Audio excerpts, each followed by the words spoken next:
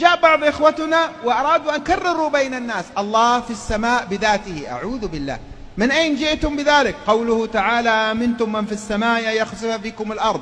حديث الجارية أين الله؟ قالت في السماء على رسلك. طيب في القرآن الكريم وهو الله في السماء وفي الأرض وهو معكم أينما كنتم، ما يكون من نجوى ثلاثة إلا هو، بل هو مع الناس وهو عز وجل فوق سماواته على عرشه، فما من مخلوق إلا والله تعالى معه يعلمه ويحيط به سلطانا وقدرة وسمعا وبصرا وغير ذلك.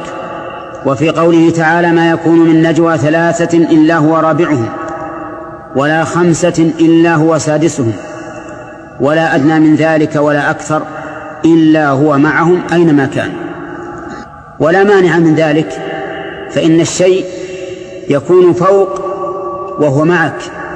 والعرب يقولون ما زلنا نسير والقمر معنا، وكل يعلم أن القمر في السماء، ويقولون ما زلنا نسير وسهيل معنا، يعني النجم المعروف وهو في السماء.